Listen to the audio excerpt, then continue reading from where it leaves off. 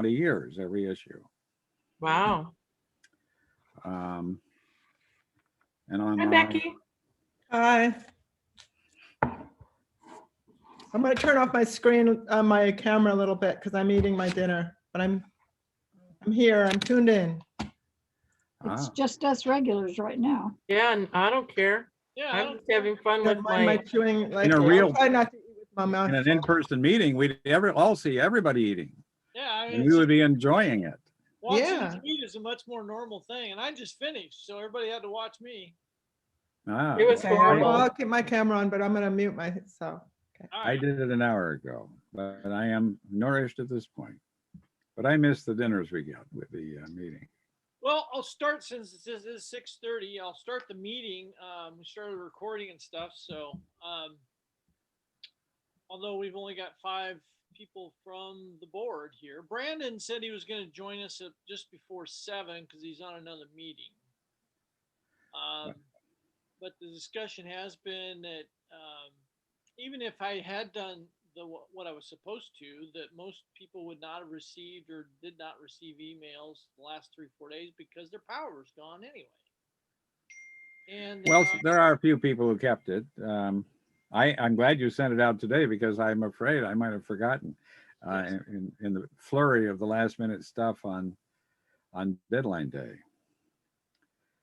But as soon as I got your email and I highlighted it and I was committed to be here. well, that's good. And you're still very thin and very weak, so be sure and get as close as you can to talk so that people can tell what you're saying.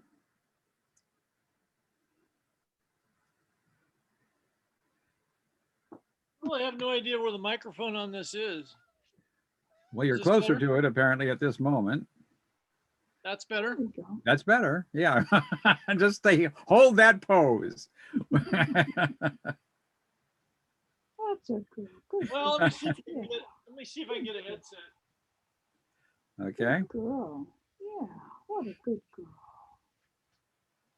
You're going a long ways. Yes, you are. I'm impressed. Aw. I'm impressed. Yeah. Yeah. This is a 16-year-old cat who only for the last 2 months has ever allowed anybody to hold her and pet her. Aw. And she's still not real crazy about it.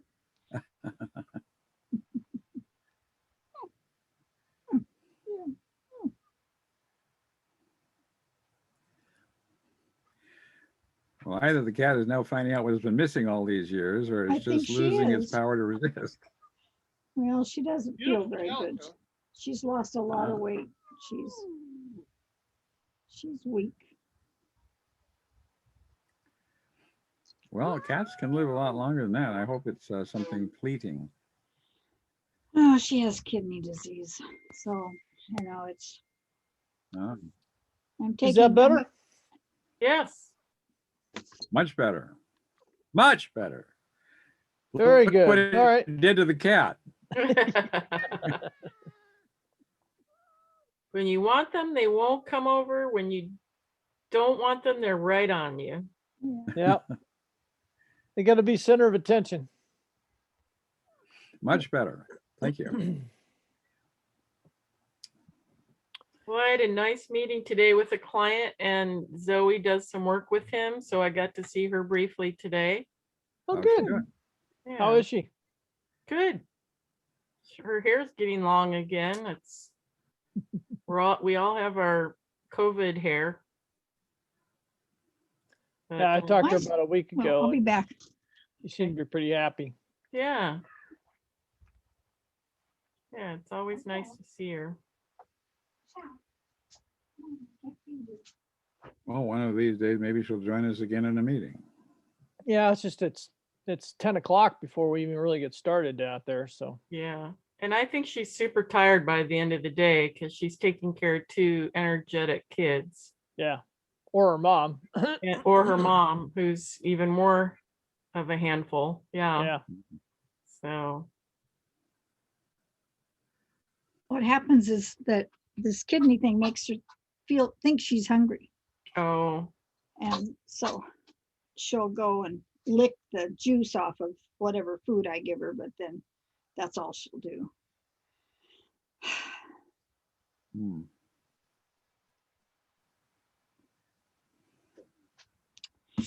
So, There's no favorite food that she'll actually eat no matter what?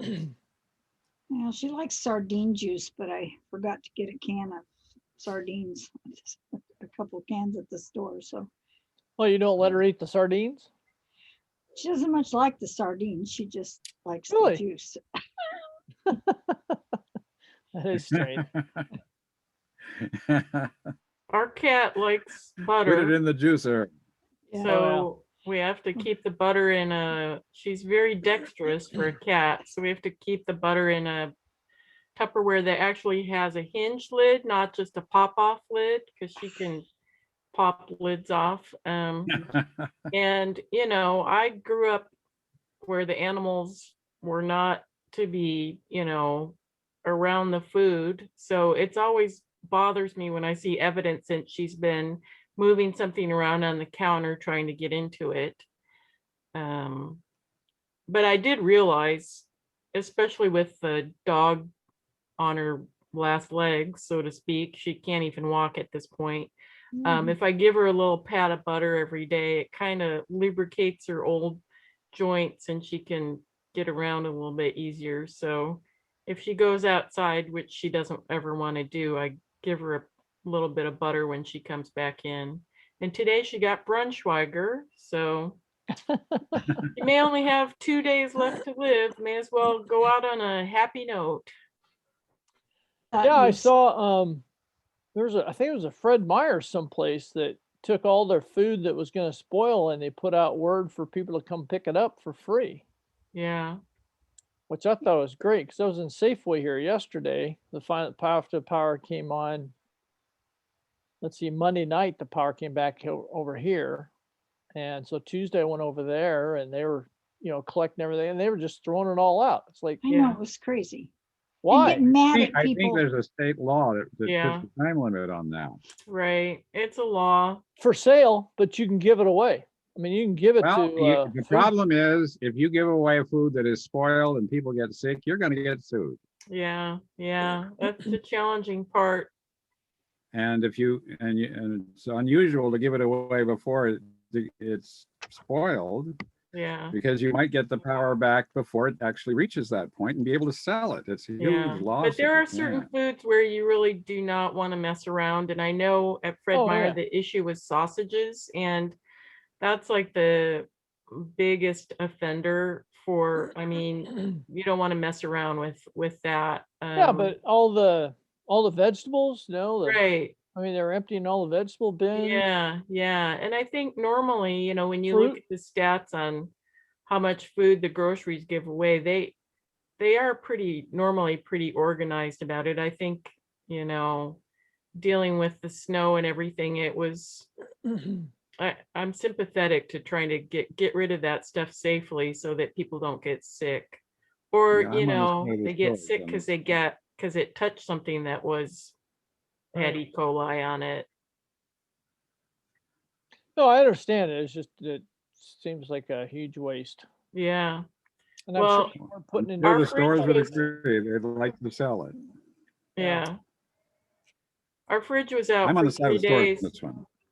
and last night Sean made the hot dogs that were in there. He said, "Do you want some?" I'm like, "No, somebody has to live to drive you to the hospital." Oh, That's not worth it for a $3 pack of hot dogs. Thank you very much. I'll Okay, drink it's- sour milk before I eat nasty hot dogs that haven't been kept at temperature. yeah. I guess there's food banks and stuff, and they know how to deal with that. So that's there's gleaners. I mean, I worked with gleaners several years ago, and that's what we would do is go around the restaurants and other places that food was expiring, and you could figure out and test it, and Yeah. Yeah, and get it deployed quickly. Well, if it is just the expiration dates, those are very conservative. Yeah. Almost everything will last well long after, if it's properly preserved. And Right. the stores are really pretty good about doing that, really. I don't know why people are suddenly giving them such a hard time over a state law. Yeah. No, it's the meats, the mixed meats for sure though. It's pretty gross. I eat them, but I have gotten sick from them. So Oh yeah, I've gotten sick from lots of things. yeah, casseroles are another famous one. Like, you get a frozen dinner that's maybe thawed and been refrozen or something. Yeah. That's why they invented heat. Yeah. Put it in a microwave. It'll kill most everything. Hopefully. Yeah, Those I did. include- I had some Totino's pizza just a couple months ago and I thought, don't do it. Don't do it. I've gotten sick from them so many times, but Oh, really? you smell it and you go, oh, I can get away with it this time. Well, I found out microwaves don't kill fruit flies. Oh no. Do you have a family living in there? Well, no, I just had them. One of my trips this last summer, I ended up leaving. I didn't realize I'd left some fruit out. And Oh, when I got back, there was just a huge flock. And of course, the eggs were everywhere. So it took me days to even get yeah. down to Hard it. to get rid of them. And so one time I was opening up the microwave after a microwave something, and this fruit fly flies out. Wow. That guy's pretty hardy.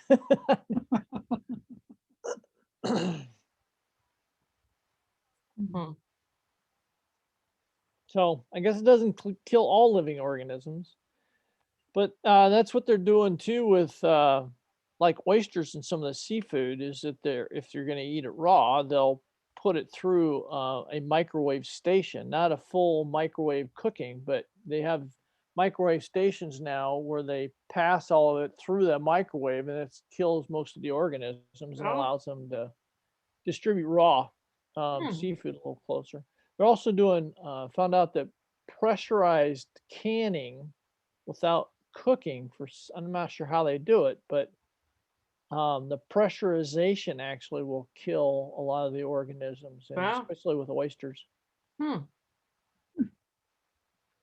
It actually kills the oyster too, but It was already dead, right? yeah, well, raw oysters usually they're still alive normally when you eat them, but through this process, they're not. So you can, if you're maybe in a kind of a oyster aficionado, you can tell they're dead. But the flavors It's the little caskets that give it away.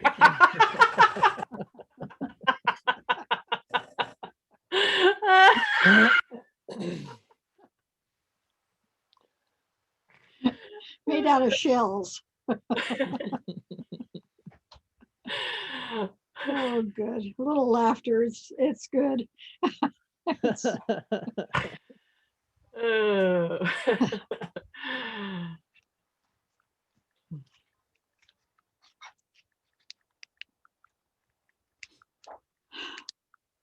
When we were on day 2 of the power outage, so I'm under, Sean would go out and he would run the car to charge the phone batteries for the phones.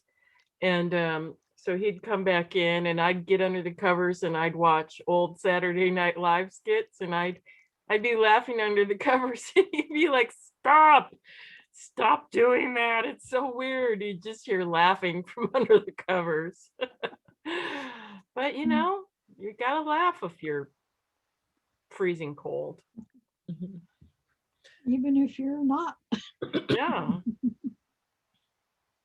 Yeah, that's what I was doing when our power kicked back on. We got early restored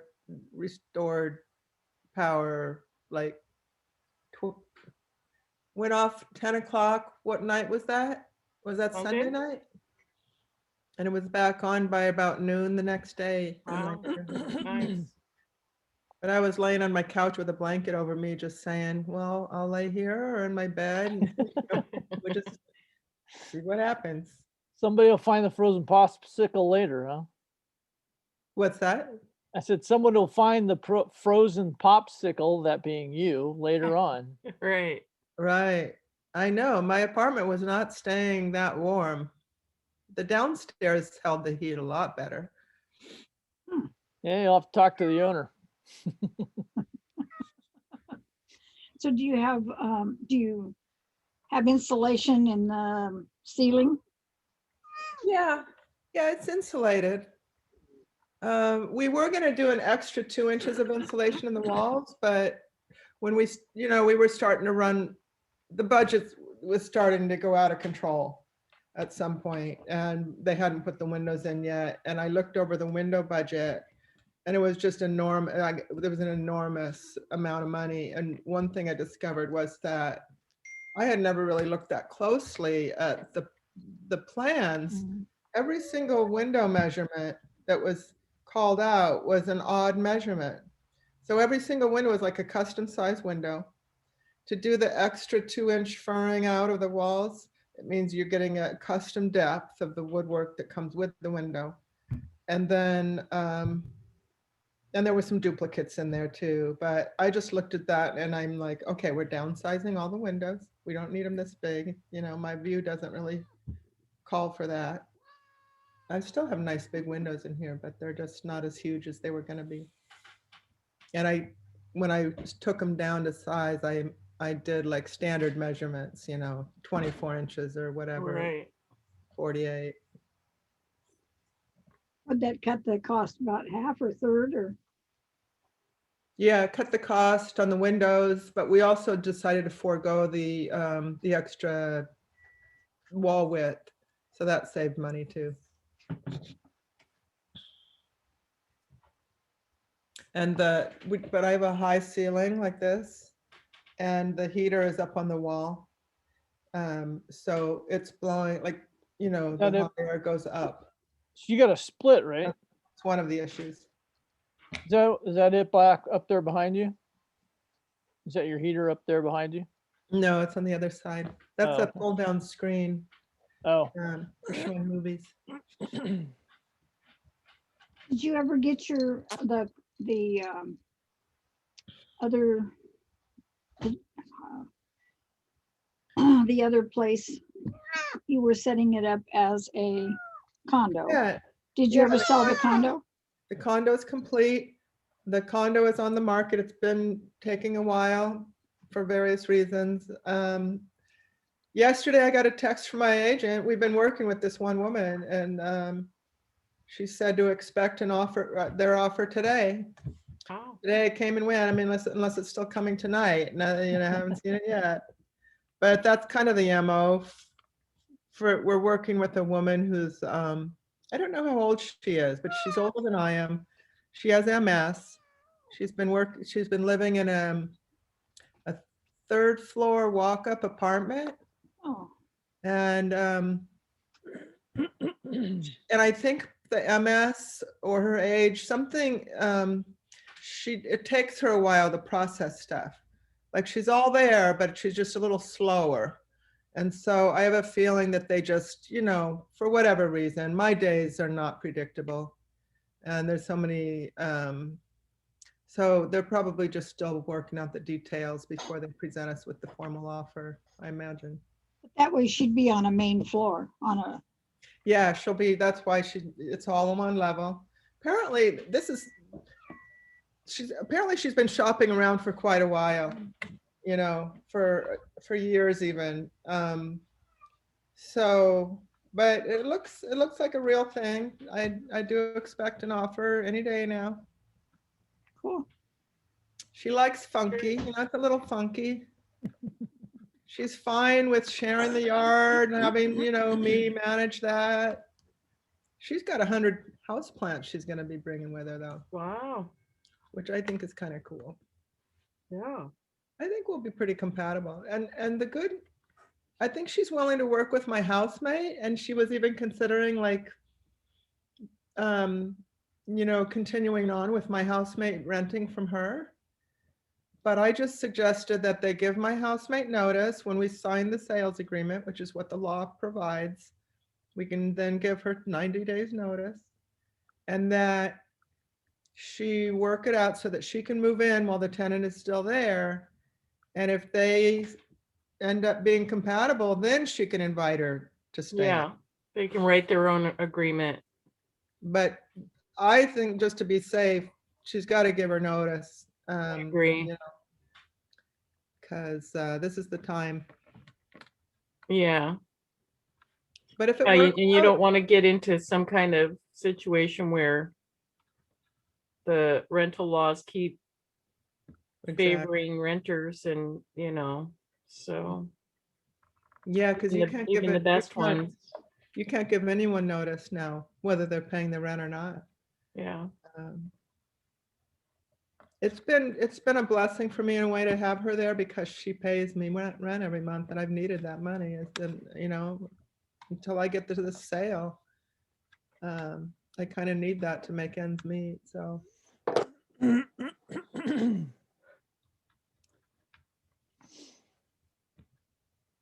I'm trying to just practice being in the present and having a positive frame of mind. My place is sold, and it's coming. Yeah. Yeah, even the most routine things like a lot of my clients used to pay me with PayPal, but I was like, well, I don't really want to pay the fee. It doesn't work out to that much, $50 or something, but still $50. So I'm like, just pay me with a check. I don't mind if it takes 4 days. Well, it doesn't take 4 days anymore. It takes 12 days. Yeah. Oh, right. Between the postal delays and everything else. And so, I look at the postmark on things. I got a bunch of Valentines today that were postmarked at the, February 9th.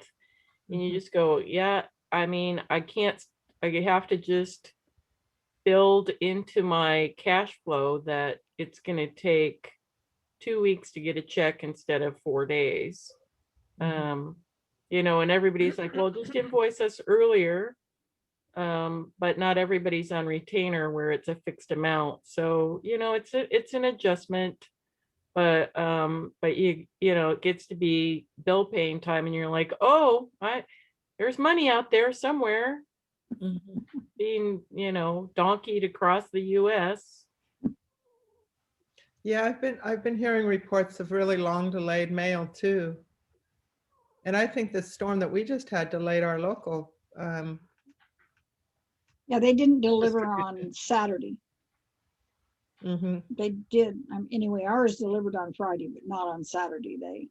And the power outage probably affected their sorting facilities, don't you think? Yeah. Yeah. And then Monday was a holiday. So, Oh, right. Holiday. Yeah, I got lucky. I was up on the mountain patrolling Sunday and Monday. So when I got home, all the lights were out. I guess they'd been out since Sunday evening, like 4 o'clock or so. wow. 15 minutes after I got home, it all came on. So Nice. Wow. Lucky. that was pretty good. It was an interesting moment when it all kicked back on and suddenly your house is humming again. Yeah. It was so It's quiet. not so quiet, is it? Yeah, that was the weird part, because normally my husband just has some device going in the background. And I'm like, it's so quiet. Well, you just don't really recognize all the little small motors and fans and Right. the refrigerator and all that Exactly. stuff. Yeah. Or even in our neighborhood, we live across the street from a artiste, and you could have noises going at all hours if he gets inspired. So really? sometimes I'm like, I think a cat's dying out there. My husband's like, no, it's Joey and he's playing a musical instrument. Huh. Well, at least he's learning one, right? Here's Sheldon. Yeah, my housemate is kind of a night owl, and she said she was really out of sorts that night the power went out. She couldn't watch movies, she couldn't listen to her music, like all these ways that she distracts herself, Yeah.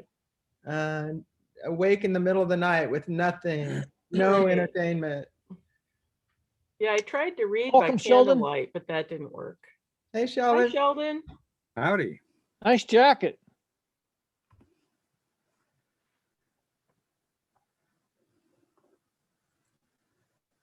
You're the only one that's muted at this point.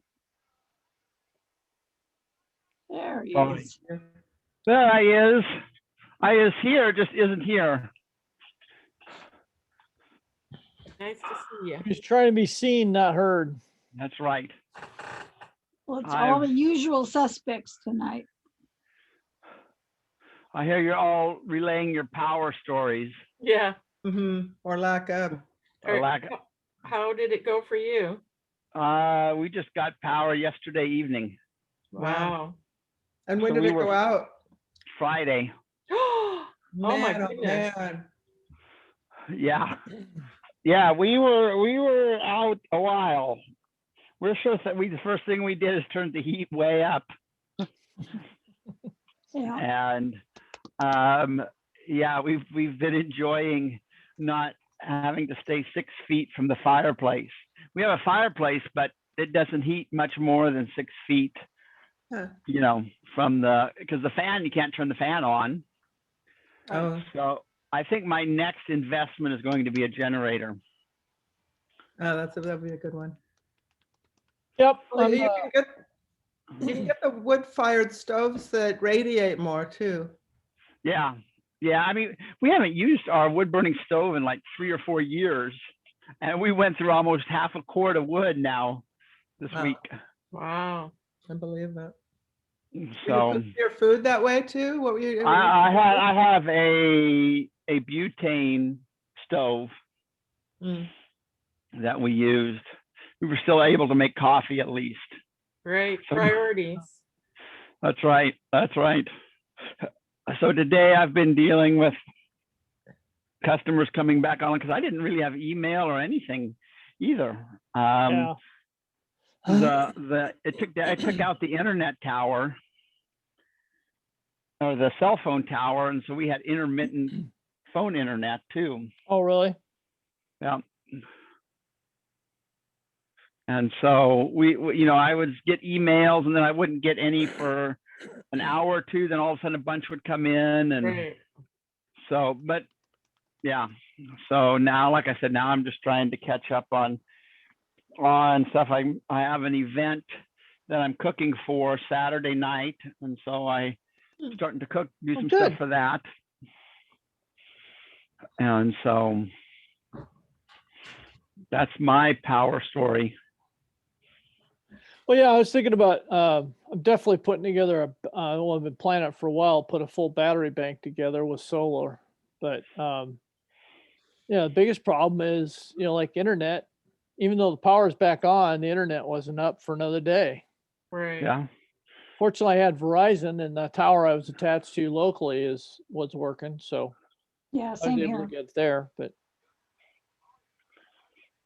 Yeah, we have 3 different providers and I kept hopping around at any point trying to get, but I had told everybody on the first day, I just said, don't expect to hear from me for a week, basically. So luckily all my deadlines were done.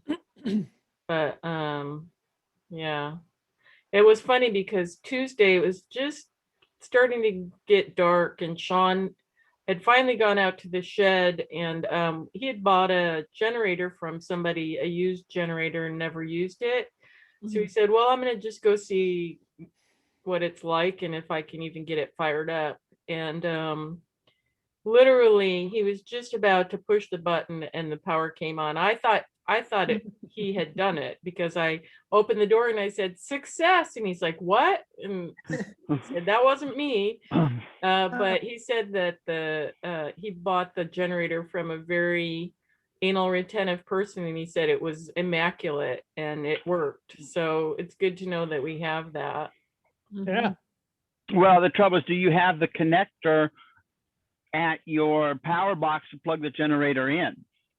Oh, good question. Yeah, you've got to have a special switch so it doesn't get start flowing power back out to the grid and shock the. Yeah. I mean, literally, you could kill the guys working on the line if you don't have some protections put in there. Yeah, I don't think his intent was to do a whole house situation. But you It still was have probably- to have some kind of connector to connect the generator. So I would get an electrician in there and say, how do we, because I think I was researching, you have to turn off the main power, then you turn on which switches you want the generator to go to, but you have to have an, you have to put an adapter in, your generator goes into it. Yeah. And if you're doing it just with your regular box, you have to then go through and turn off all the circuit breakers that you don't want to power, because it'll overpower your generator. Or you can just run an extension cord off the generator into the house and Yeah, I think that's what we were thinking, is we get a couple space heaters going at least, yeah. because we had pretty much everything else. And if you Under look at your control. heater, like mine, it's a gas heater, pretty high efficiency, but it plugs into the wall. So I could unplug it there and plug it into an extension cord from a generator or a battery bank, and then so it'd be off the grid. Yeah, So the heater would still work. I mean, that for most people, that's the biggest issue, is just having heat in the house. right. Yeah. If you got natural gas, a lot of them are fired by electricity, or you got to have a fan to distribute the heat. Right. So that's a priority, I would think. But yeah, the candles actually worked fairly well. When Sean and I go camping in the winter, we just use candles. And if you're in a, small room with 3 or 4 pillar candles, the room actually stays fairly warm. Yeah, if you got good insulation. Yeah. I didn't You get it still have to out. wear a coat, but I didn't get it out because it was already late enough to go to bed when the power first went out. But I do have an Aladdin lamp, the oil lamps that Yeah. you can Those- turn on inside. yeah, those do a good job. When we first moved into this house, it still had the old wiring, and we opened a cupboard. There were lots of those and lots of jugs of oil. So, yeah, unfortunately, we ran out of wicks. So that's the one thing, we haven't been able to find the right size wicks, but we've probably got five of those, and they do give off a good light. Yeah, they do. They can be burn- kind of you stinky. you though. can sort of, I mean, the oil is fairly odorless, but you can, after a while, you detect a little smoky smell. in Right. there. Yeah, Burned smudgy oil. smell. Yeah. Well, it is 7 o'clock, folks. And And you don't see him trying to log on, do you? nope. No, and yeah, so there's just a 6 participants. Nobody's in the waiting room. So it's a 6 of us. I'm happy to go through it. It's about 20-minute presentation. Okay. So I'd like to hear it. Yep. oh, give me practice for later. Okay. Yeah, you can always use it again. when Sharing. you're proud. Now I just got to figure out how to share the screen.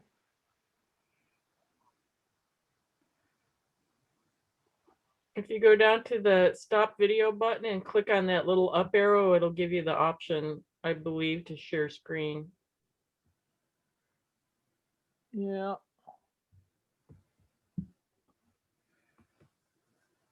Did you see it? Mine's in the middle. Yeah, it's coming up. It's asking me if I want to, who can share the screen, but that's it. Oh. Let me see. Here we go. PowerPoint.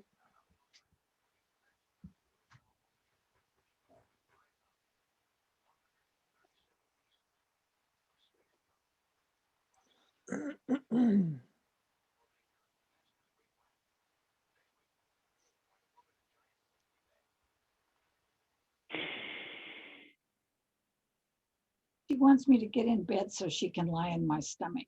That's Oh, what she wants. It's like, come on, it's time for bed. No. That's what we would do. We would go to bed when it got dark and wake up when it was light. Yeah. Yeah. barbaric. Yeah. But effective. I mean, that's what people were doing until about 100 years ago for the entire length of human history. Yeah. I didn't think I could sleep that long one night, but some nights I had trouble. Yeah. I'd Yeah, wake up especially about if you're 3. cold.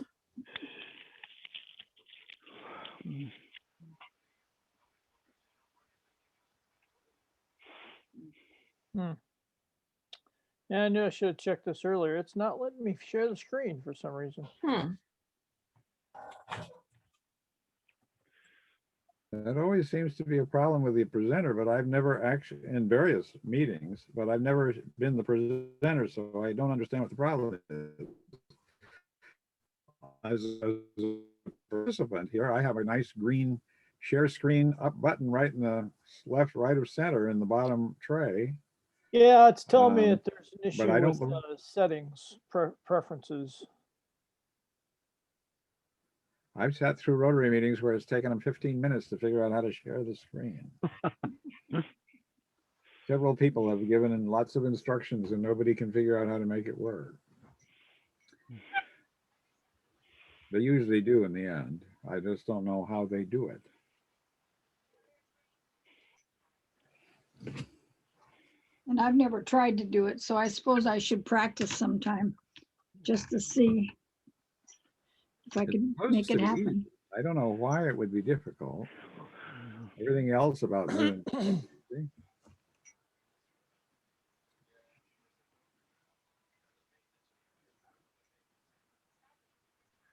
Well, talk amongst yourselves. We're meditative at the moment. Yes. We're considering the weighty issues of the universe. Yeah, that's a big subject. What is that in front of you, Sandy? Is that? It's just, This? no, I guess it's just the way your hair, there's just, I guess it's you have a jacket on or something? Oh, I have a vest. Oh, okay, that's what it is. It's the An corner of the, optical illusion, probably. well, it's the corner of the jacket. Yeah. And it just, If it's winter, I always wear at least one jacket. I have two at the moment. And we even have heat going. yeah, I had 4 for 2 days. I was 4 layered. That should help. Yeah. I have a third jacket I wear in extreme circumstances, very thick, does the job, but putting it 2 coats over it, I wind up sort of like the tire guy. Right, the Goodyear tire. Yeah, Or the I'm Stay still Puft by working Marshmallow time. Man. my arms and things Right, you just, ah. like. So you didn't lose your power at all, Eric?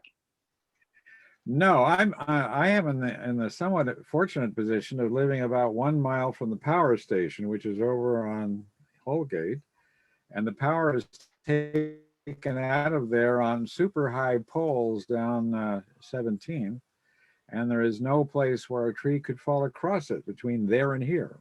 Hmm. So we hardly amazed. ever lose power here.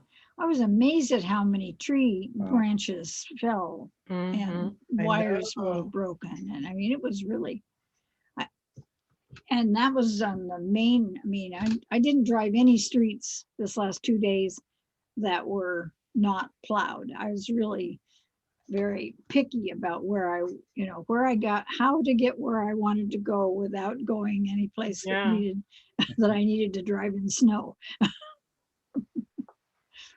You know, We do this is the seem- first time in 16 years that we've lived here that we've lost power. Wow. Hmm. Well, there were lines down all over the state. They Yeah. thousands Well, of lines down, and that's why it's taken so long to get the power back. yeah, Plus, some of the poles had. there had were poles 5 down. poles down in one spot. Well, Gladstone, where we live, was kind of the epicenter of the storm, someone said. There were a couple places where trees took down 5, 6 poles at a time. Wow. Holy cow. Hey, Sandy, Yeah? can you share? No, it's not enabling me to do. Oh, it said host disabled participant screen Well, sharing. Yeah, hold on, I can fix that. You are the host, aren't you, Mark? Yeah, yeah, it's a computer issue on my end. Okay, you should be able to now. Try it now.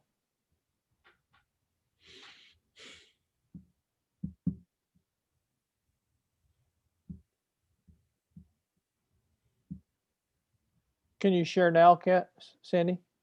Yeah, Okay, let me send. I'm gonna send you the email. okay.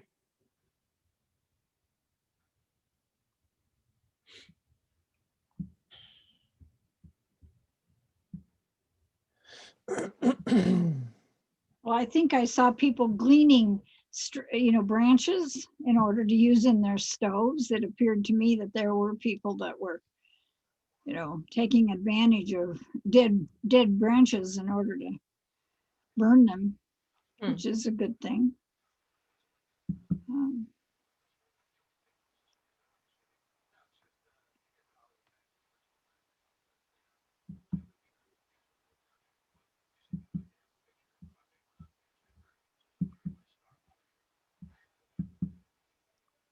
Sounds like somebody's heart beating.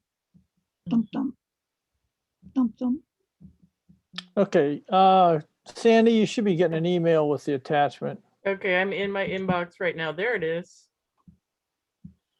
So if you could share that, and I'll tell you when to change slides. Okay, are you seeing it? Not yet. Not yet.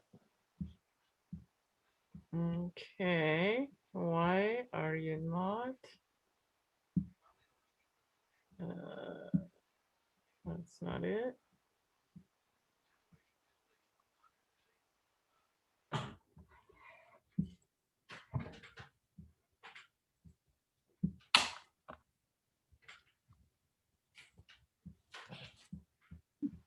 Speaking of layers, huh, Becky? Yeah. Sit too long and you get cold. Yeah.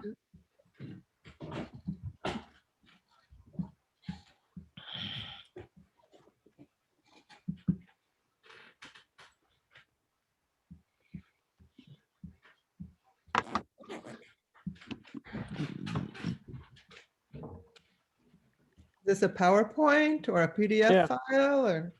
PowerPoint. I mean, I could turn it into a PDF.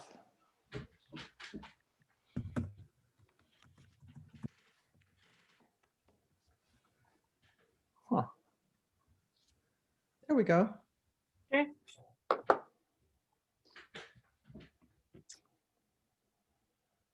There we Yeah. go. Okay.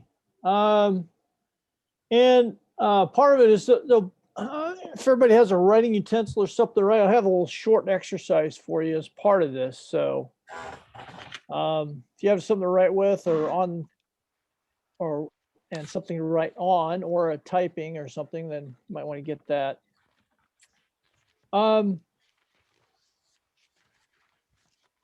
It's recording. Okay. Kind of went through this a couple of months. We had when Sandy and I, Eric, did our presentation, I think back in October on short notice. There was a couple of things that came to mind as I was trying to put together the stuff. As far as a lot of us have issues with communicating to our customers and the general public about who we are and what we're doing.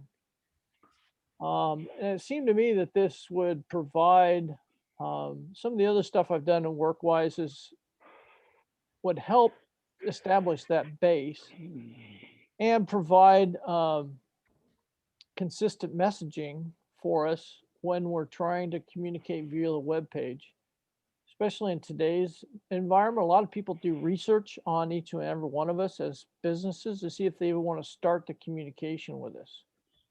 And they do that through finding us on our webpage or going through Google or various other online assets.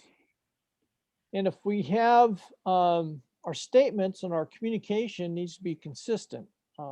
And so I kind of got to thinking about what helps us in providing that, or at least getting started and providing the basis or a foundation for that. And a lot of the training and studies I've had are on mission and vision. And that's where a lot of us should start as far as our company is concerned and what we're trying to do.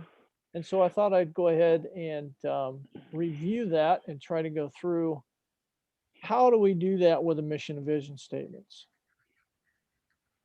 If you would go to slide 2, Sandy. So how do you communicate with your clients? That's past, present, and future clients. With our present clients, you hopefully talk to them on a regular basis when you take orders or you're sitting down and providing services. Maybe an email occasionally. If you have a newsletter, they see you on a regular basis, either monthly or weekly. For past and future clients, however, it's a little more difficult. We tend to be so focused on the present and getting things done tomorrow or simply today, we don't plan out for the future or take time to contemplate the past. Past clients may have been included in the newsletter or an occasional how you doing email, but we tend not to revisit them. As far as future clients, we don't know who they are or what they need. They will be evaluating, observing us based on other comments, and in a lot of cases these days by what is on our website or out there publicly. All three categories of clients are always observing and evaluating us. Is our message consistent? Do we say and do what our values seem to portray? Has our company or services continued to be consistent? These clients are looking at how we communicate to those outside of us, not just on our products. In the case of our future clients, our communications, mostly nonverbal and electronically, are all they see when they're evaluating us as to whether we get their business or whether it is even worth their while to contact us in the first place. Next slide. We always need to be working on the next new client. I think the pandemic has taught us that we never know what is just around the bend. So we need to be prepared and have our systems in place to sustain us through these times. All this goes to say that the base of our company needs to be pretty solid, something for us to fall back on and support us in times of difficulty, and even do the work for us when we're not looking. Having solid and definitive mission and vision statements provides that solid base for our company. When we post them on our website and make it a part of our advertising and other publications, they convey in very few words who we are and what we are about. They set the stage and image of us in our clients' minds before they even talk or communicate directly with us. Having that support out there can drive business to you. Having that quick communications available to others as they are searching relieves you also of some of the marketing and advertising that you might need to do to build or even maintain your business. We need something out there that says who we are, how we believe business-wise, and what we are trying to do. So our clients, present, future, and past, look at our nonverbal communications, which is mostly online. So your clients look at all of our communications, our advertising, articles we publish, and how we write our newsletters. These are places that you can continually to reinvest or re-support your mission and vision. While viewing all of this, they're going to be asking questions to evaluate if your business or if you are someone they want to contact or continue working with. A few of these questions will be, are your communications consistent? When they decide to talk to you, is what you are saying in line with what they see? You have a mission. Is there a vision? These things are found indirectly through what is on your webpage and advertising, as well as directly in specific statements. What do you think of yourself? Who are you? What are you trying to accomplish? Do your values, meaning you and the current or potential client, match, or are they at least compatible? Most clients want someone who they can work with, who becomes a partner in their success. Part of what they do, part of that is, do you see eye to eye in how you view the world, or at least a small part that is business? Next slide. We first need a place to start. Stephen Covey said it best. A leader should start with an end in mind. We all are leaders of our own business. In other words, where do you want to go? Who do you want to be as a company, and what problems do you think you can solve for others? These are all questions that you most likely already have answers to. So how do we get this across our clients in a succinct and direct way? Next slide. To back up just a little bit, this is actually part of a much more extensive process that I work with companies on. When you work with somebody else on this, you should expect to go through this three-step process. Assessment, that's an evaluation of your strengths, your weaknesses, opportunities, and threats. That answers the questions of where are we at, who are we doing, and some other things. The decision, mission, and vision, that's what we're going to talk about tonight. Asks the questions of where do we want to go? And the mission is still somewhat of where are we at right now too, and who are we? And then the third step, of course, once you have those two things established, is putting it all into motion. Answers the question of how you're going to do it. Next slide. So again, just looking at the mission and vision, how do they help us define ourselves? First, look at the difference between the two. Mission statement tells you the fundamental purpose of the company, defines for the customer and the critical processes, identifies current expectations. The vision statement then concentrates on the future. What does the company want to be? What do you want to be? It provides clear decision-making criteria for changes. In direct terms, a mission statement is who you are today, and a vision statement is who you want to become. As you're probably deducing, they are both changeable and flexible. They should be. They will not stay static. However, you do need to make sure you update them as you grow so that what you are doing today matches your current statements. Once you meet your vision, your mission statement's going to change. So you do need to constantly evaluate and update those. Next slide. Mission vision statements are derived from your corporate values, your personal beliefs. Strategic assessment is a little bit more complicated. We're not going to go into that tonight. Core competencies, stakeholder expectations. Stakeholders tend to get as a word that's kind of gotten out of use, but basically that encompasses everybody that you deal with, your clients, your contractors, your support personnel, in some cases your neighbors or landlord, depending upon where you're establishing your business. So evaluating yourself and what you want to say in your mission vision statement, you need to think of all these items. So let's get into specifics. How do we generate a mission statement? Next slide. So these are the questions you need to address when developing the mission statement. Okay, who are we or who are you? Okay, how did you start or why did you start your business? What were you trying to do? The basic social, political, or business needs or problems that we see exist that you need to meet. How do we recognize, anticipate, and respond to these problems or needs? Again, what problem are you solving? And that's one of the biggest things that I've always, especially the last 10 years in working with businesses, that's what I've come to realize, that we're all solving problems. We're not necessarily producing a product, but that product is producing or solving a problem for somebody. How do we respond to our key stakeholders? What's your gliding philosophy and culture? What makes us distinct or unique? Next slide. So I think I've done this presentation, this part of the presentation a little bit before, so it's a little review for most of us, but it's kind of a template that, I picked up in my master's program. Kind of 4 elements of a mission statement. Why you exist, the primary purpose, to serve, product. You're doing a cause to effect. So your primary clients and customers, in order to core services operated and output. So that's your effect. When you put the first 2 together, what is your outcome? So that your long-term outcomes determine success. So here's the exercise part. So if everybody would simply just take a few minutes and fill in the blanks on the right on a piece of paper and kind of start the evaluation of how to create your mission statement.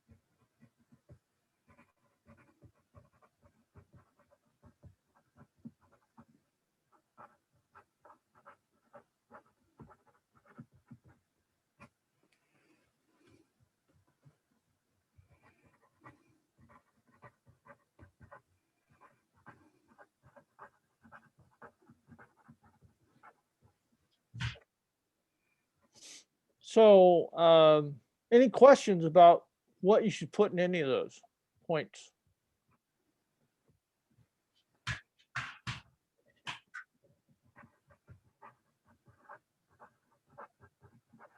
No, I'm still writing.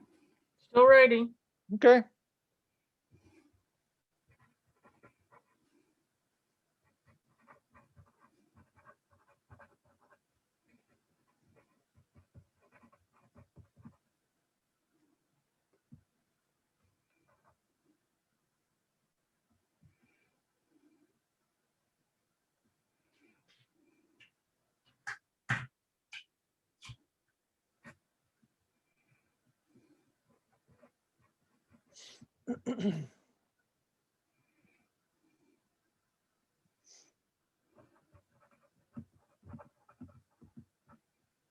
No, I was thinking actually, once we start getting back together, that this actually might be one of the exercises or I guess things we do. We're talking about doing at 6 o'clock, have people get together and provide Yeah. some training. I could actually provide this and just sit down with people and kind of go through the exercise and actually help them develop a mission and vision statement.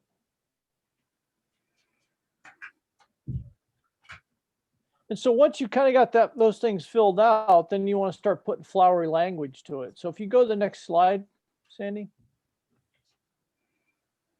You know, we're not here to go ahead and create everybody's mission statement or vision statement tonight, but just kind of get you a start. Westin Hotels happens to have one. I'm not sure this is their current one. This is one I've used for quite a number of years because it's particularly good. In order to realize our vision, our mission must be to exceed the expectations of our customers, whom we define as guests, partners, and fellow employees. We will accomplish this by committing to our shared values by achieving the highest levels of customer satisfaction. Extraordinary emphasis on creative value. In this way, we'll ensure that our profit, quality, and growth goals are met. Okay, so that's what they came out as far as the actual statement. Let's go to the next slide now, and we can see how they developed that with a breakout. So they defined why they exist, and that's to exceed the expectations of their customers. Okay, so who's that going to be for? Well, their guests, partners, employees. Notice they included all their stakeholders in that. Not just their clients, the people that are paying money, but their partners, the people they're paying money to, as well as their employees, and those people are the ones that provide the, their services. Very important part. So that encompasses all their stakeholders. Okay, so the effect out of that would be they're going to commit to shared values, with extraordinary emphasis on creating value. And they actually, and this is kind of unique in that they're being admitting, it says, hey, we're here for a profit. Okay, but as part of that profit, we're creating quality and we have growth goals that we're going to meet. So that's their long-term outcomes determining success. So that's basically how you would take what you put into those different fields, and then you would then, again, like I said, use additional language and stuff to create your actual mission statement. You want to try and keep your mission statement pretty succinct. It's something that you want your employees, not as important for most of us, but for your clients to be able to think, okay, as soon as they think of Nancy Chapin, they know that, blank right there's where they can pull up the mission statement. So it's a 1 or 2 sentences. It's rememberable and easy to commit to. If you go to the next slide, Sandy, this is actually one of the most succinct and one I'm very familiar with. The mission of the Department of Defense is to provide military forces needed to deter war and to protect the security of our country. Pretty succinct, it's easy to remember, and actually is very motivational. So let's go to the next slide and we'll see how that breaks out. So why does the military exist? Provide military forces. Why? It's for our country. And the effect is to deter war and security. And the other interesting part of this is part of it's implied that our country will prosper. So that so as an example there too, so you don't necessarily have to fulfill most of that unless, like, most of us are companies that people don't know about. I mean, the military, a lot of us already get that. It's, pretty apparent why they're there, what outcome we all expect them to do.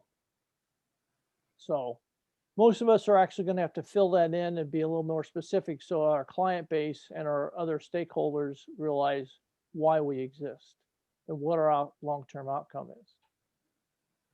Next slide. So that's our mission statement. Talk about the vision statement. Colin Powell, have a vision, be demanding. Again, it's a vision statement. So this is what your future holds. You want to be realistic in it, and you don't want to be too far out there, but it should be demanding. It should be, you know, an inspiration to push you, your clients, your employees, your contractors, whoever else you're working with, to push them to say, okay, hey, this is where we're going. And it actually provides a little motivation for all those groups to support you and provide you with clients in the future that actually support that as well, because they know what you want to go in the future. Next slide. So when you're thinking of the vision statement, this is kind of the questions, the things that you be thinking about. Where do you want to be in 5 to 10 years? Okay. As I said, that's if your vision statement should be such that if you meet all those goals, you're going to change your mission statement, because you're going to be a different person. You're going to be a different company. You're not going to be static. So it is evolving. Vision statements are evolving. As you strive to make that vision, you may find out that, oh, that's not really what I was interested in. You know, I don't, you know, on the downside, I don't like that type of client. You know, it's not really where I thought was involved in providing that service. So you may, you know, change that, and henceforth, and in conjunction with that, you end up changing your mission as well. Should be realistic and attainable, but not too attainable, because you don't want to make it too easy. Otherwise, it won't be motivational for you, or like you say, your clients, your contractors, your other stakeholders. Should be based solid foundation in the assessment of the company. Again, what are you doing? Received and understood, again, clear, succinct language, and articulates end state of what your strategy is as a company. Next slide. So here's just kind of the simple explanation: making imaginable, desirable, feasible, focused, flexible, and communicable. In other words, people can understand it. Next slide. So here's kind of a template as well. So it'll take just a few minutes, give you some time to think about this. Maybe you have some questions as to what fill in those, and I've got one example. So again, future, where do you want to be in 5 to 10 years? Better, what about you and your company do you want to make better in providing products and services? Worthwhile, again, what problems are you solving, and how do you do, and what are you providing that's going to solve those? Try to be all inclusive, like I said, to include all your stakeholders. Don't just focus on your client and money. Inspirational, again, when somebody reads it, they want to be, you want to have them inspired. They want to be like, oh yeah, this guy's got a great future ahead of them. I want to be a part of that.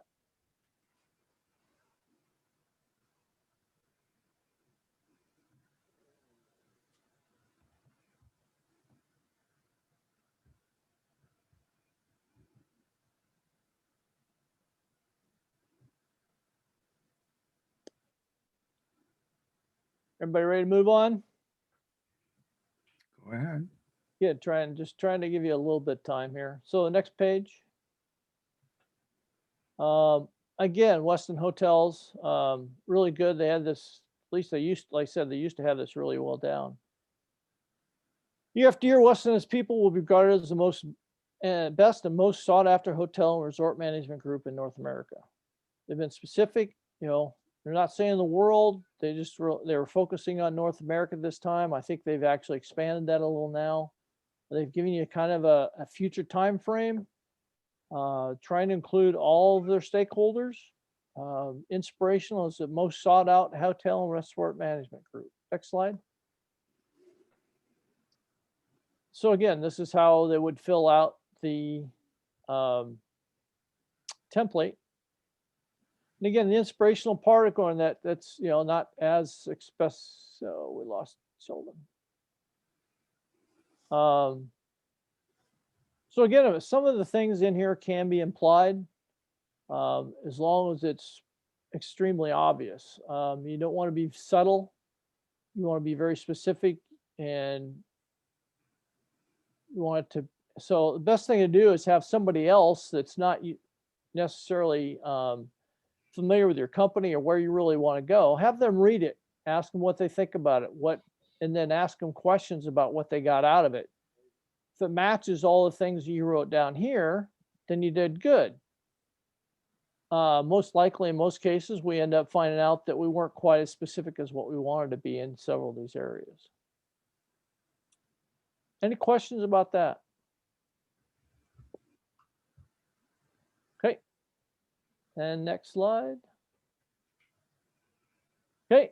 Mission vision statements tells you the fundamental purpose of the company, defines the customer critical processes, identifies current expectations.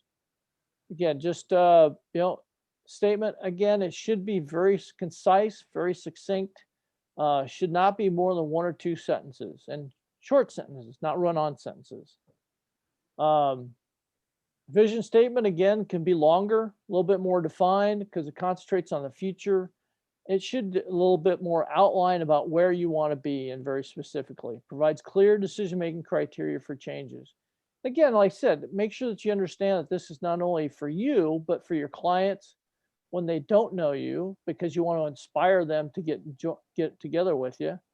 Your current clients, customers, contractors, this allows them to know who you want to become as a company, and kind of guides them a little bit on who you want as customers so they can provide referrals. Both mission and vision communicate who you are and what you want to be to help in developing your satisfied customers. Next slide. So, what are you communicating to your customers? Questions? This is good stuff. Thank you. Yeah. I have a feeling that I would have to write a whole bunch and then cut it down. Yep. Because I look at what I wrote and it's like, I can see that some of the stuff is personally important to me, but maybe wouldn't really resonate with other people. I want them to understand it, but I don't have to go on and on.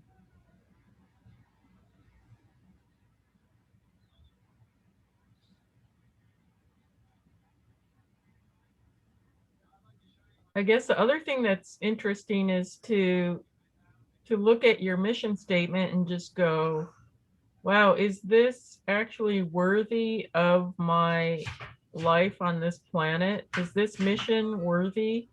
And if it's not, then you've got some soul searching to do.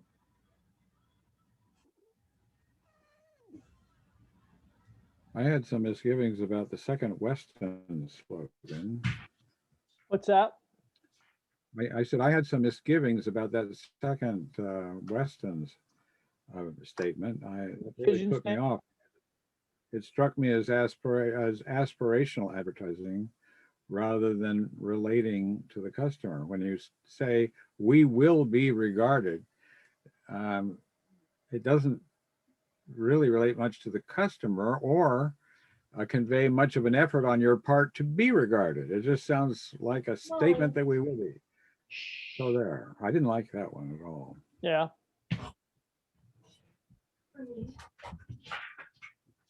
That's good observation. In terms of positioning, aspirational advertising almost always fails because the subject of the intent of positioning is to present yourself as the customer sees you already in terms of what your customer perceives. And the example they give in the book, Positioning the Battle for Your Mind by Trout and Rice, one of the relevant examples is that when Avis advertised, we want to be we try harder, we're only number 2. People understood that they really had a good reason for trying harder, and they suddenly appeared on the radar of the leading company, which was Hertz. But later on, they changed the slogan to "We want to be number one," which was aspirational advertising, had nothing to do with the customer, and they never were number one. Well, yeah, and that's the difference between actual advertising and your vision statement, because your vision statement actually isn't advertising. It's simply a matter of identifying where you want to be in the future. Well, So- maybe, but you got to see a path to get there, or it isn't going to work. And the statement as it was made that we will be perceived without telling why or how, I don't think actually gets anywhere. I rejected it when I saw it. As somebody who might stay in a hotel, I didn't like it at all. Yeah. Just an observation.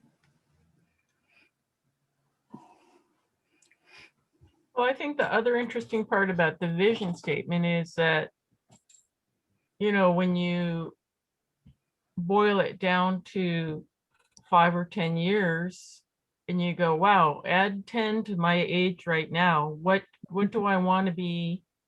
Not only what's this business going to look like, but how do I want to be contributing as I'm, you know, exiting my business or kind of in pseudo retirement mode or whatever. I mean, I'm kind of already in that space right now. And it's like, I don't want to work with every customer who wants to work with me. They have to be worthy. And so it is worthwhile to lay out in your mission statement who's worthy of working with you. Especially if you want the work you do to make a difference. Well, that's exactly what I was trying to say, in that, you know, if you have a good vision statements and it's very clear and concise, your contractors, your current clients, and those, they know much better what kind of clients to refer to you, Right. because they want to help you get to where you want to be. Yeah, exactly. You know, Yeah, and, good. and sometimes it's going to drive somebody away because they really don't think that, you know, but most cases that's probably, if you put these together correctly, it's somebody you didn't want to work with anyway. Right. And I think a lot of people get nervous when they're defining in their mission statement who they want to work with, or, you know, what that universe looks like. Like, oh, I don't want to over define it because I don't want to exclude anybody. But I've found that the more you define that, the more people clamor to get in there, even if they're not actually your target market. You know, Yep. people will ask me, well, you know, will you work with, I'm trying to think of who I've worked with. I've worked with software companies, you know, will you work with a software company? Well, yeah, that translates pretty well to the kind of customer I can help, but, you know, I don't go out and advertise that I can help that kind of company. So I think it's good to, especially, I mean, we're all of us in this group are very high level experts in what we do. So we may as well pick the customers and the universe that we can help the most. Yep.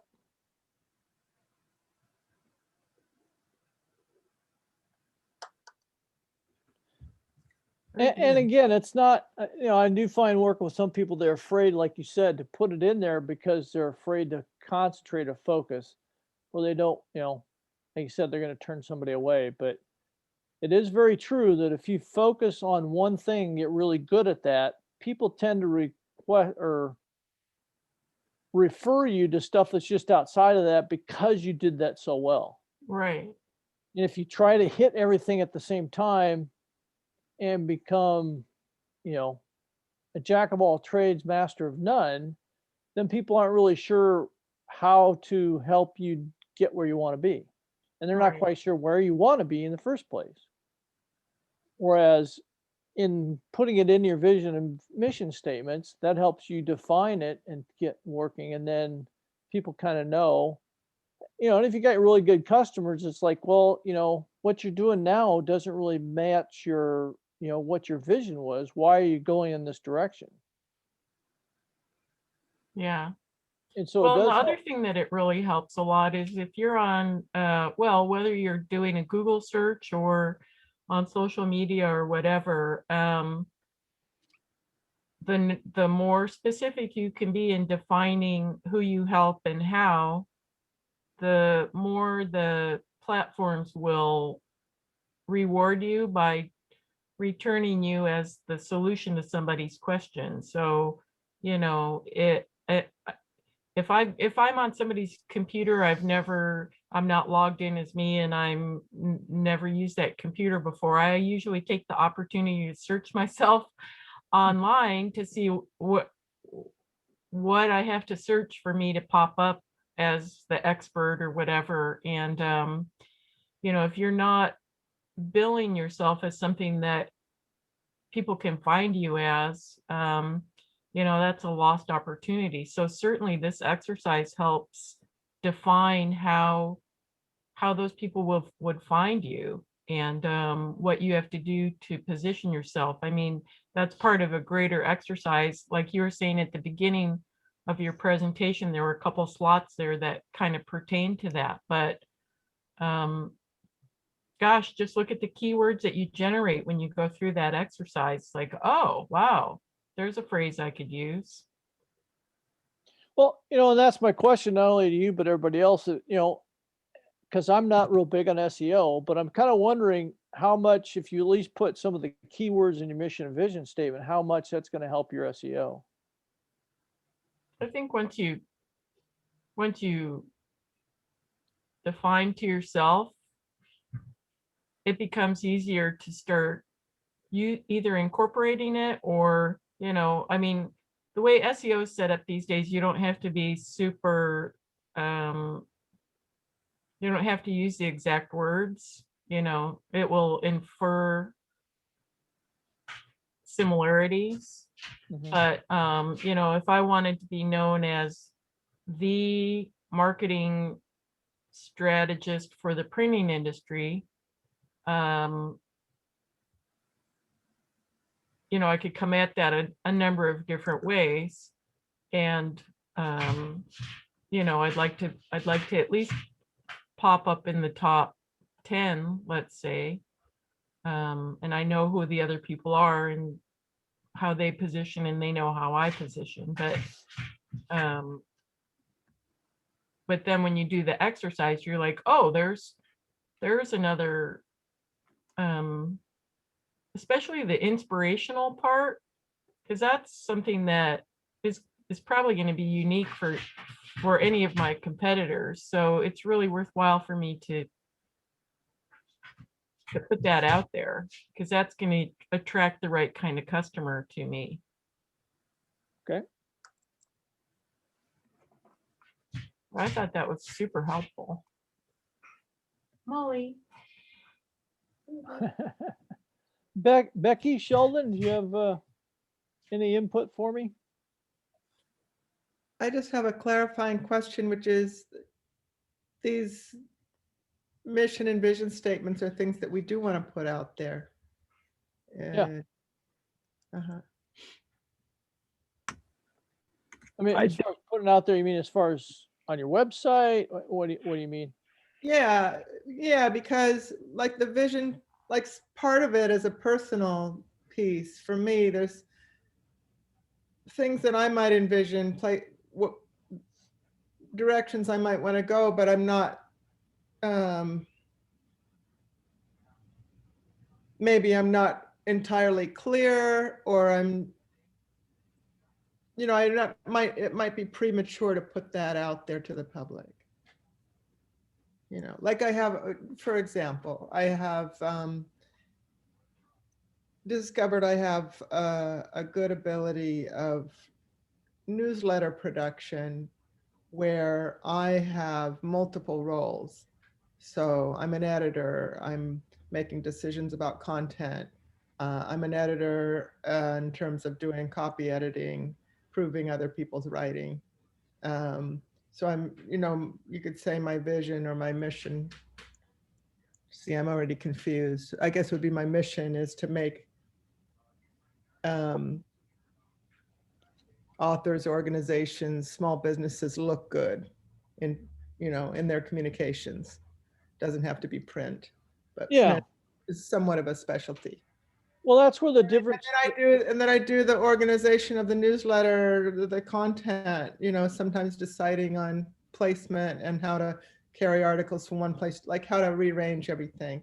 And that is like a creative process that would be hard to explain. And I was saying, I would like to someday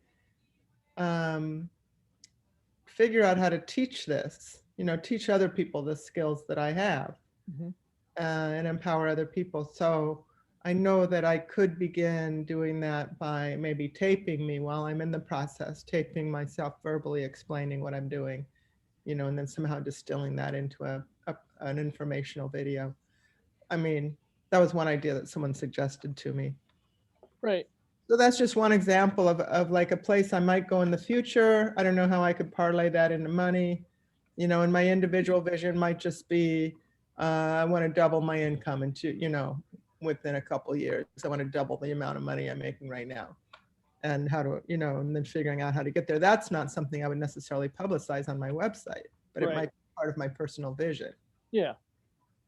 Yeah, your personal goals and aspirations don't necessarily get into it. It's really where so your mission statement would be, where are you at right now? What do you provide? What do you do? What are your strengths and weaknesses? Mhm. Mostly strengths.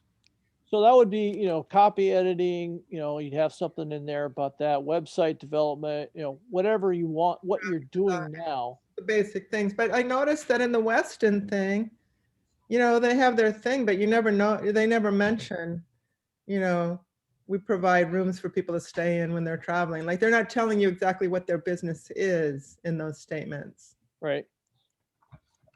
Because providing the rooms and stuff is really solving the problem of what do I do when I travel? Where do I go?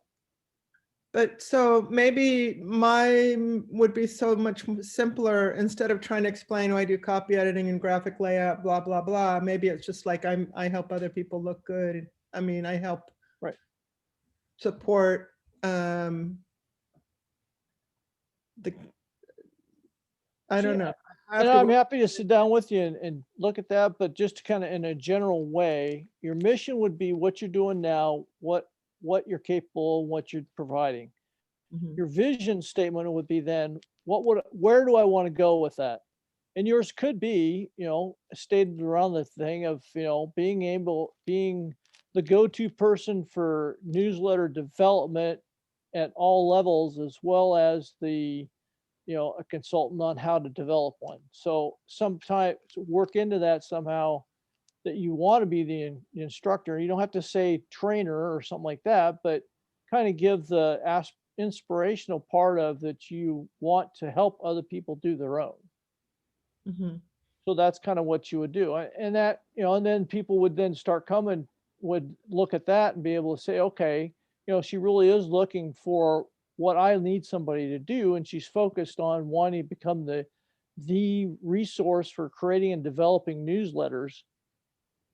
So that could be part of your vision. And then as you get closer to that, then your mission statement would change to kind of more focus on the development of newsletters and stuff, because right now that's not your expertise. Your expertise is kind of in different areas and kind of more of a general thing. And so that's what you would describe in your mission. Then your vision statement would be a little more specific about, in 3 years, whatever, you want to be the go-to person specifically in newsletters and developing those things, as well as teaching other people to do it. Does that make sense? Yeah, I'm just like, I'm not sure that's really where I want to go, but it's a good example anyway. Well, like I said, it changes. I mean, Yeah. you put it in there so that people start making those recommendations for you, so you actually get the experience and see if that's really what you want to do. You may find out, I really don't like newsletters. I actually want to change my career. I want to become a fine artist and have people pay thousands of dollars for my artwork.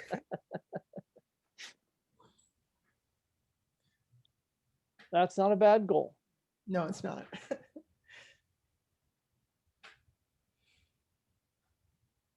Okay, time for Sheldon.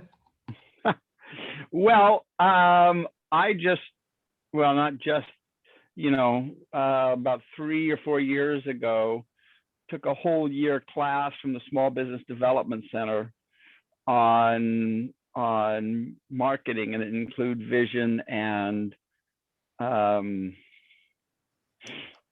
vision and mission statements. And so I have them all written down already. So I cheated. I just opened my document and copied and pasted them from that document, because it hasn't changed. I mean, our mission is to serve good food at a fun time, make the event planner look good, give each customer through the line a good experience, and serve great food. That's a great visual. I love that. Yeah. I mean, there's really nothing more to it. I mean, our that's kind of our vision. I mean, we can flesh it out a little bit more. We specialize in any size groups with a focus on larger groups. Yeah, but you don't want that in your mission statement. You want what you said before, Yeah. very succinct and straightforward. So Yeah. you don't want to start in that or.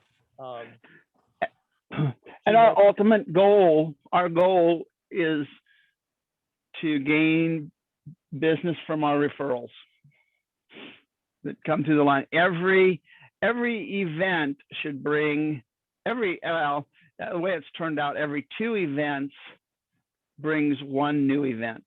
Wow, that's great.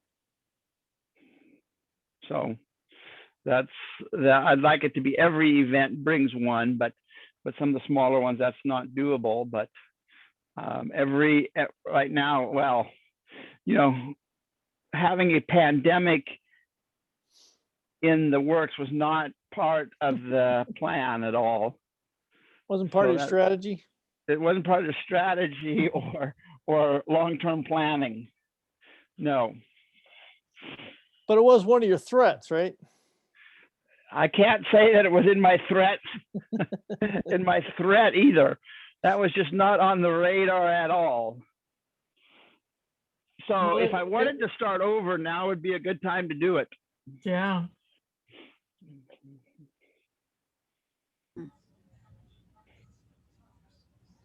So yeah, so part of your strategy is to develop enough business to be able to get at least 1 referral out of either 1 to 2 events. But yeah, part of putting your vision in there would be, kind of expand, become the go-to party person or something. Well, the thing is, in the threats, in the SWOT analysis, there's really no other caterer that does just breakfast. Yeah. So that's really not a threat. That's an opportunity. Yep.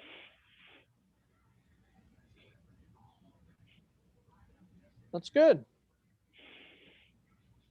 So what we went through tonight, is that kind of a follow through? This is a great opportunity for me to kind of touch base. Does that mean, did we cover everything that they did in the small business class? Or? Well, we talked about financials and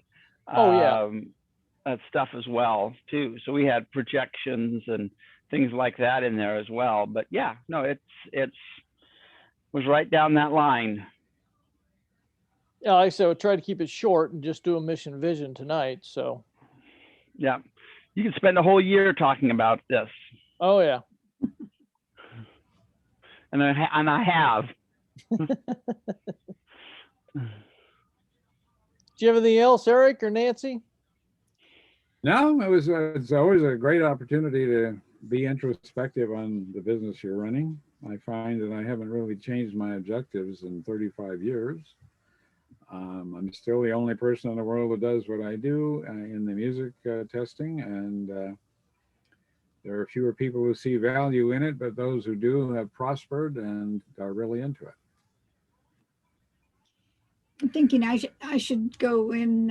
I took that class that Sheldon did like I don't know, probably 20 years ago. I'm thinking I should go find that book and see what I said. It'd be interesting. Yeah, yeah. Interesting to see if I actually have done it. Yeah, I feel like my mission has been the same really for probably 30 years because my customers almost always have been printers that I'm trying to help them be more successful, no matter what my business was. But the vision part definitely, like Mark said, has been refined because as I've been more in demand in that industry, I can really define what success means more specifically. And again, like we were saying, I'm, pre-retirement, so I don't want to help every printer. I want to help the ones who are deserving to be helped.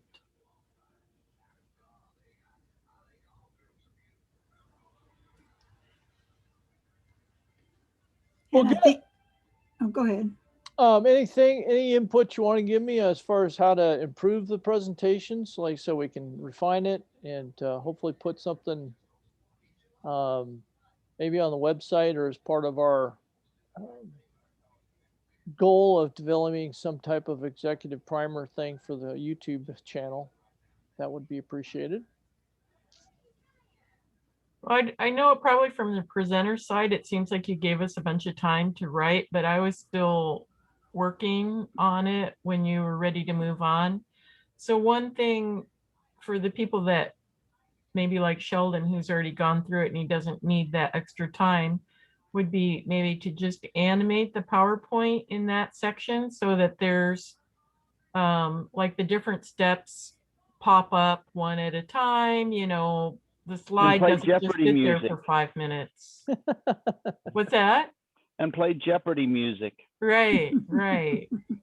Yeah, because I probably could have used I didn't even have a chance to go back and read what I wrote. I think I could have used at least another minute, and I feel like I'm pretty specific already in what I know about myself.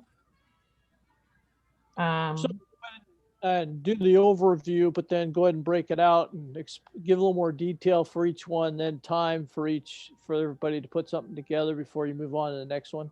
Yeah, or just have the slides advancing, like animate that section. So, okay. if you're advancing it, that one slide is animated so that maybe each section lights up or something happens so that the person who's done has something to look at. But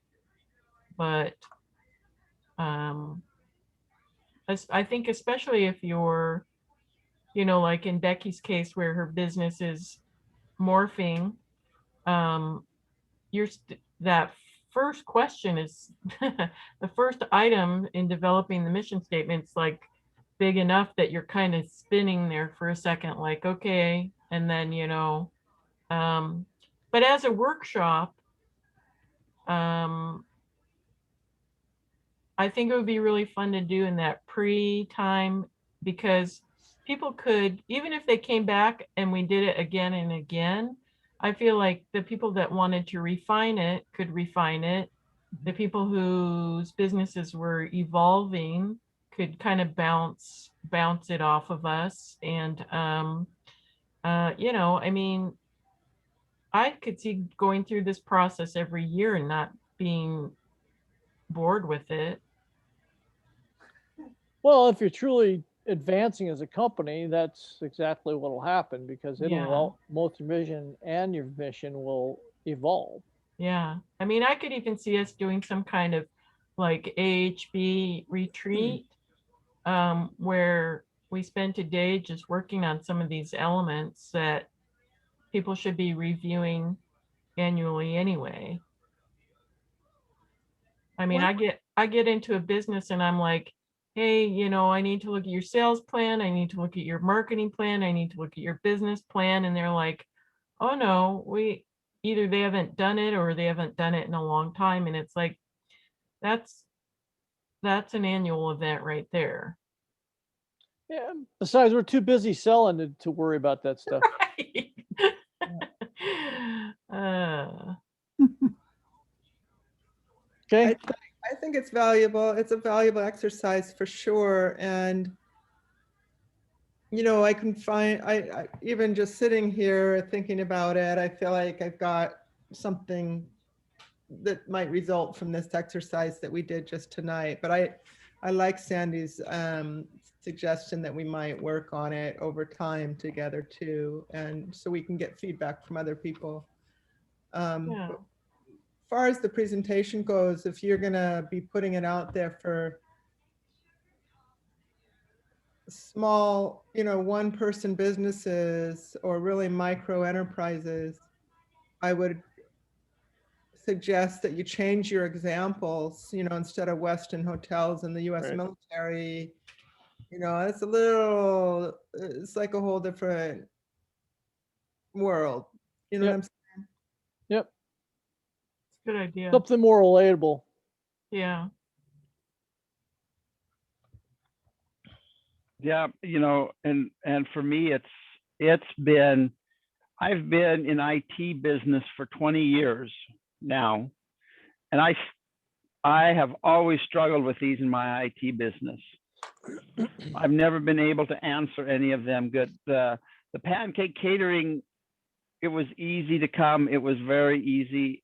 But my IT business, I have never been able to get a handle on these things. I've boiled it down to, I basically work hard for you. And Well- because I can't, I've always struggled with goals for that one. And I would be sitting here all day with the IT business, whereas the pancake business has been easy to come up with these goals and things. I think Well, that's having done some of the definitely from IT, a, sorry, go ahead. go ahead, Sandy. Well, from a workshop perspective, I think that's the other thing that would be really fun is even if it weren't that particular exercise, maybe it was an exercise about how others see you that you could potentially use in your image work or your marketing or whatever, and incorporating some of that, because just being able to sit in a small group and tell somebody, well, you know, Sheldon, I think you come across as being very conscientious and trustworthy, and that's a great marketing asset, you know, being able to, Hold on, Sandy. He got cut out for some oh, reason. okay. I'm bringing him Um, back in now. You back, Sheldon? I heard her all the way, so it must be just on a branch. Yeah. Yeah, Anyway, Sheldon's been dropping out, so Oh, he's okay. back in now. But if we had a retreat where we could even have a session like that, where we could help each other capitalize on strengths that we may not be aware of, that would be fun. It's a different exercise than this, but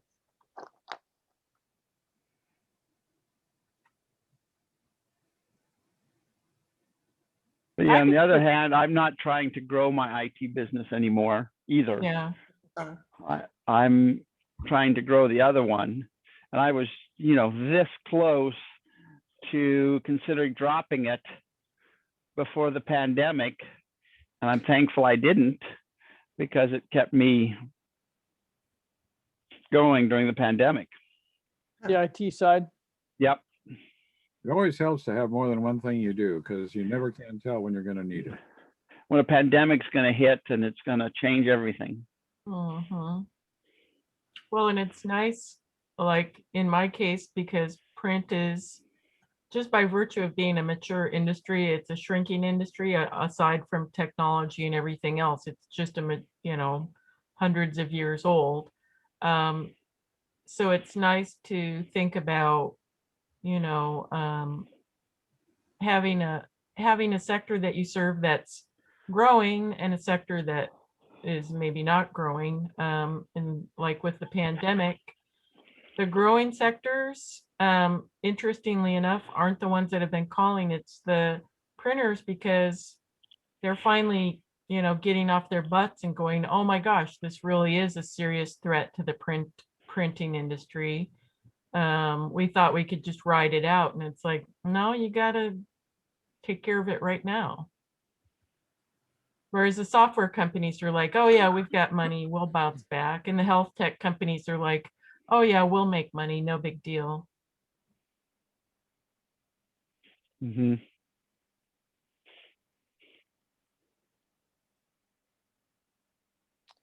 Well, then when- very good. It's 8:15 right now, so All right. I'm not trying to cut anybody off. However, just needed to review the time and be respectful of everybody's time. Do you have a slide with your contact information, Mark? Should I advance this? Nope, that was the last slide, I think. Okay.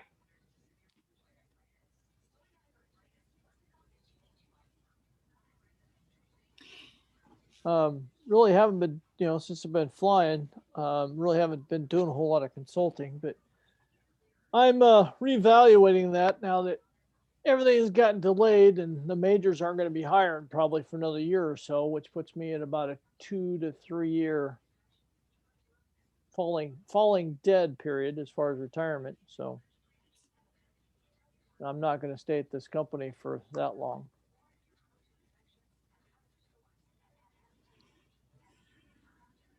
So I just did receive a email from Brandon. He apologizes for not being here. He had his previous meeting ran an hour over. So Oh, too bad. Well, you could invite him in and go through the whole thing again. we'll invite him to the recording. Yeah. So Very good. Thank you very much, Mark. That was really good. well, thanks for your input. Yeah, yeah, it was. I wrote some notes here. That's good. Yeah, I saw you taking pictures, Nancy. Did you want to copy the slides or? Well, I took a picture of a couple of the slides, but it wouldn't hurt to send out. Apparently it's a small document. Sandy Yeah. got it quite rapidly and was able to Okay, go his I'll slide. go ahead and just send out the. I'll go ahead and send out the slideshow here when we're done. That'd be great. Thank you. Can do. All right. Well, guys, stick around. Want to talk and stuff? That's fine. My battery's about dead, so I'm gonna head Yeah. out. Yeah, I'm gonna go take care of my old dog. Yeah. Step off of my chair. We'll see you in 2 weeks. Well, thanks Sounds for good. joining us. All right. We'll talk to you again later. All All right. right. Thanks Thank again. you. Bye-bye. Bye-bye, y'all. Bye. Good to see you. Thank you.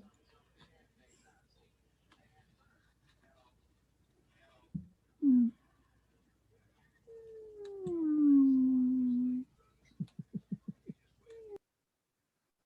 We're diminishing.